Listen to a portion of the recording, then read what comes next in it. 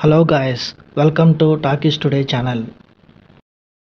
ఈరోజు రీసెంట్గా ఓటీటీలో రిలీజ్ అయిన డిటెక్టివ్ ఉజ్వలన్ అనే మూవీ ఎలా ఉందో డిస్కస్ చేద్దాం. సో వీడియోలోకి వెళ్ళే ముందు మీరు మన ఛానల్ని ఫస్ట్ టైం చూస్తున్నట్టయితే ఒక లైక్ చేయండి, ఒక కామెంట్ చేయండి, అలాగే మన ఛానల్ని సబ్స్క్రైబ్ చేసుకోండి. చాలామంది మన ఛానల్ని సబ్స్క్రైబ్ చేసుకోకుండా వీడియోస్ చూస్తున్నారు గైస్. మీరు సబ్స్క్రైబ్ చేసుకుని చూడడం వల్ల ఛానల్కి అంత ఎంకరేజ్మెంట్గా ఉంటుంది. సో సబ్స్క్రైబ్ చేసుకుని వీడియోస్ చూడండి. ఇంకా లేట్ చేయకుండా వీడియోలోకి వెళ్ళిపోదాం. Let's get started. Detective Ujjwalan Malayalam movie రీసెంట్గా నెట్ఫ్లిక్స్ ఓటీటీలోకి స్ట్రీమింగ్కి వచ్చింది. ఈ సినిమా ఎలా ఉందో ఇప్పుడు చూద్దాం. ప్లాచికావు కేరళలో ఒక అందమైన గ్రామం. అక్కడ వాతావరణం చాలా ప్రశాంతంగా ఉంటుంది. క్రైమ్ రేట్ కూడా చాలా తక్కువ. చిన్న చిన్న దొంగతనాలు జరిగితే ఆ ఊర్లో ఉండే యువకుడు ఉజ్వలన్ క్షణాల్లో కనిపెట్టేస్తూ ఉంటాడు. లైబ్రరీ నడిపే అతను డిటెక్టివ్ ఉజ్వలన్గా ఆ ఊర్లో మంచి పేరు సంపాదించుకుంటూ ఉంటాడు.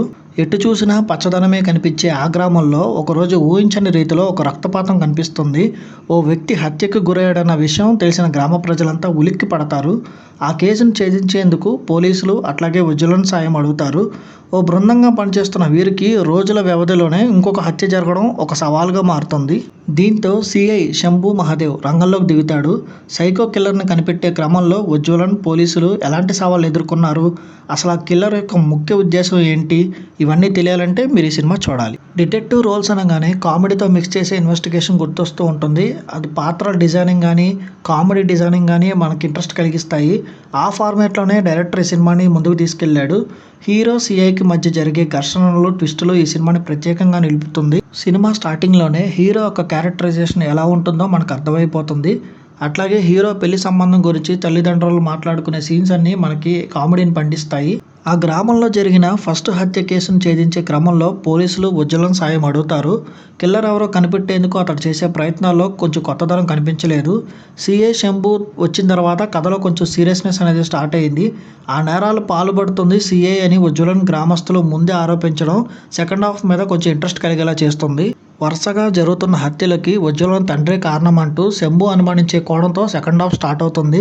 ఇలా ఒకరిపై ఒకరు ఘర్షణలకు దిగడమే తప్ప ఇన్వెస్టిగేషన్లో పెద్ద స్కోప్ ఏం కనిపించలేదు. ఉజ్వలన్ డిటెక్టివ్గా ఎందుకు మారాల్సి వచ్చిందన్న ప్రశ్నకి సమాధానం ఇచ్చేలాగా డైరెక్టర్ చూపించిన ఫ్లాష్ బ్యాక్లో ఎమోషన్ అంతగా వర్కౌట్ కాలేదు. సైకో థ్రిల్లర్ని రివీల్ చేసిన విధానం కానీ ప్రీ క్లైమాక్స్లో వచ్చే ట్విస్ట్లు కానీ మంచి థ్రిల్ కలిగించింది. తర్వాత తక్కువ పాత్రలతోనే తెరకెక్కించిన ఈ సినిమాలో హీరోగా చేసిన డ్రాన్ శ్రీనివాస్ అట్లాగే సిఐగా చేసిన విల్సన్ మంచి నటనతో ఆకట్టుకున్నారు.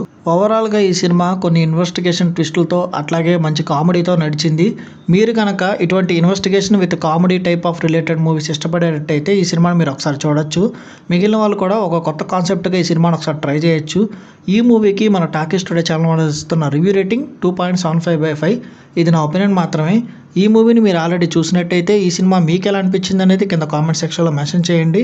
ఇంకా ఎవరైనా మన ఛానల్ సబ్స్క్రైబ్ చేసుకోకపోతే ఇప్పుడే సబ్స్క్రైబ్ చేసుకోండి. వీలైతే పక్కన బెల్ బటన్ కూడా ప్రెస్ చేసి పెట్టుకోండి. ఇది వాళ్ళ వీడియో గైస్. మళ్ళీ ఇంకొక మంచి వీడియోతో మీ ముందుకు వస్తాను. Thanks for watching. జై హింద్.